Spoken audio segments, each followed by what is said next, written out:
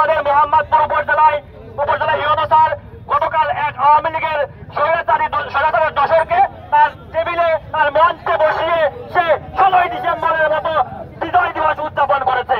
আমরা এর তীব্র নিন্দা জানাচ্ছি। আমরা বলতে চাই আমাদের যে দাবি তার পদত্যাগ, এই পদত্যাগ যেন জনসম্মুখে ঘোষণা করা হয়। আমরা চাইব জনতার সামনে তার শাস্তি হোক এবং সে পদত্যাগ করেছে সেটা প্রতিটা মানুষ জানতে পারুক। আমরা কোনো গোপন মিটিং এ বসতে চাই না, আমরা কোনো আবদ্ধ ঘরের মধ্যে বসতে চাই না। আমরা বিপ্লবী, আমরা বিপ্লবের মতো সমস্ত জায়গায় কথা বলতে চাই। সুতরাং আপনারা আপনাদের ডিসিশন এই জনতার সামনে দেবেন। ধন্যবাদ সবাই।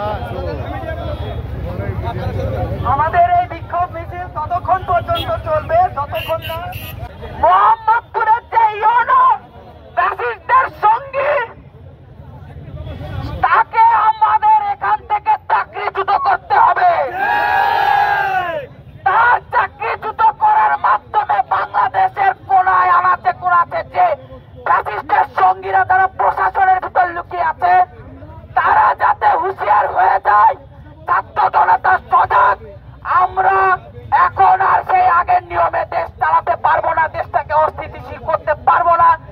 দৃষ্টান্তমূলক শাস্তি আমরা চাই।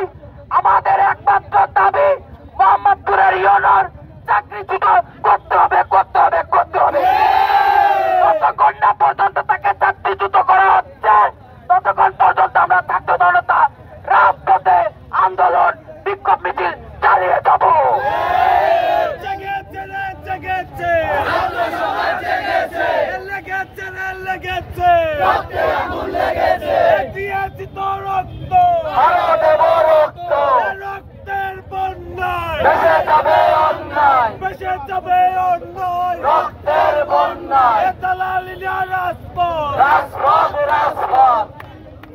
আমরা এই ইউনোর পদত্যাগ সহ যারা আওয়ামী লীগের প্রতিবাদ আছে জানেন আপনারা 4 তারিখের আগে যারা আমাদেরকে সরাসরি গুলি করেছে, গ্রাম থেকে ঢাল ছড়কিয়ে এনেছে, তারা এখন ওপেনে ঘুরে বেড়াচ্ছে।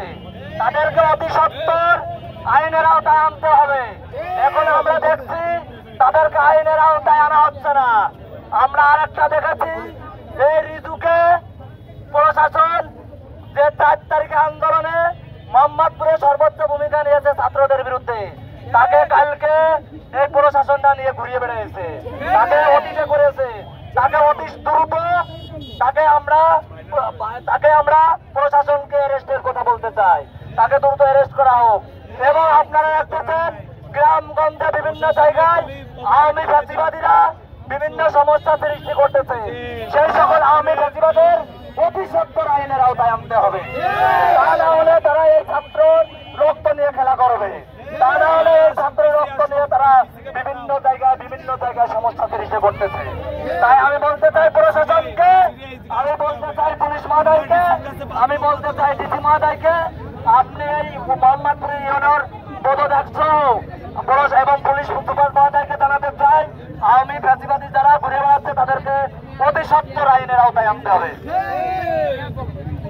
একটা কথা একটু মনে রাখিয়ে শুনুন, মোহাম্মদপুরের যে ইউনো সে আওয়ামী লীগের সাথে লিয়াজো করে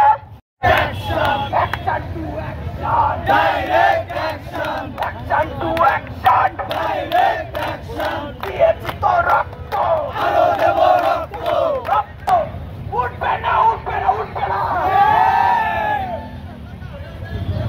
সংগ্রামী ভাইয়েরা আমার, আপনারা জানেন এই ইউনো মোহাম্মদপুরের পলাশ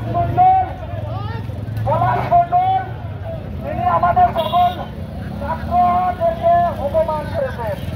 উনি আমার ভাই এবং হাতের মাকে তিনি নিজে হয়রানি করেছেন। তাই এই পলাশ মন্ডল এর পদত্যাগ হবে এবং চাকরি থেকে প্রদর্শিত হবে। প্রশাসন আমাদের কাছে আসবে, ভাইনারমোড় এলাকায় আসলে রাস্তা অবরোধ করা হয়েছে এবং সেটা বৈষম্য বিরোধী ছাত্র আন্দোলনের যে একটা দাবি সেটার পরিপ্রেক্ষিতে আসলে ভাঙার মোড় এখন বিক্ষোভ মিছিল করছেন, সেটা আপনাদেরকে আমরা দেখাচ্ছি। আপনারা দেখতেই, আমরা আজকে রাজপথে নেমেছি। মোহাম্মদপুরের ইউনো অর্থাৎ পলাশ মণ্ডল, সে শুধু বাধাই গণ্ডগোল। তার এই গণ্ডগোলের কারণে আমরা অতিষ্ঠ।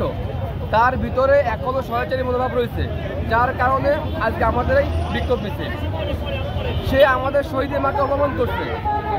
এছাড়াও আমরা জানতে পারছি যে গতকালকে যে বিজয় দিবসের আনন্দ উল্লাস আমাদেরকে একেবারেই দুঃসাৎ করে দিচ্ছে। তিনি শেখরের চাচা জিউকে মঞ্চে আসন দিয়েছেন এবং তার বক্তৃতা দিয়ে সুযোগ করে দিয়েছেন। এরকম যদি পুনরাবর্তন করতে থাকে আওয়ামী লীগকে, তাহলে এই আন্দোলনের মানে কি ছিল? আমরা প্রশাসনকে স্পষ্টভাবে বলতে চাই, প্রশাসন যদি তাদের এই অশালীন কর্মকাণ্ড, রাষ্ট্রীয় কর্মকাণ্ড যদি প্রতিরোধ না করে, তাহলে আমরা পুনরায় আবার 4 তারিখ, 5 তারিখ, 5 আগস্ট, জুলাই আবার ফিরে আনবো।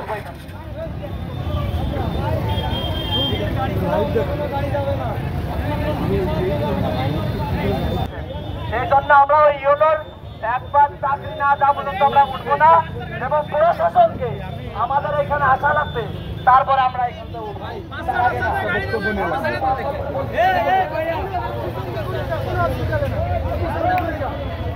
শুধু ইমার্জেন্সির ক্ষেত্রে আমরা গাড়ি চালাতে পারবো, সেটা হচ্ছে শুধু অ্যাম্বুলেন্স এবং যারা ডাক্তারের কাছে যাবে।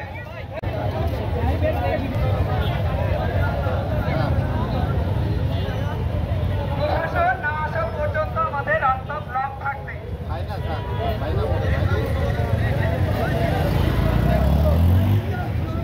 অভ্যুত্থানের পরেও প্রশাসন কিভাবে জনহয়রানি করার সাহস পায়, এটা আমাদের মাথায় আসে না।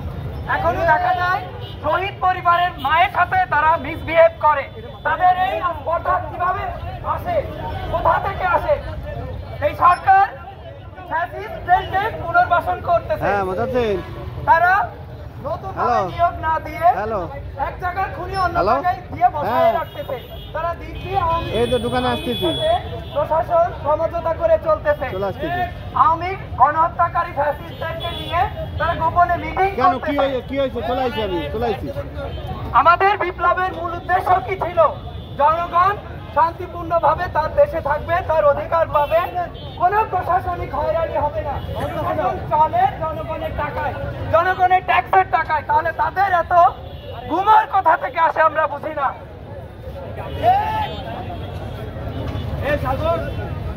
ভাইনার মোড়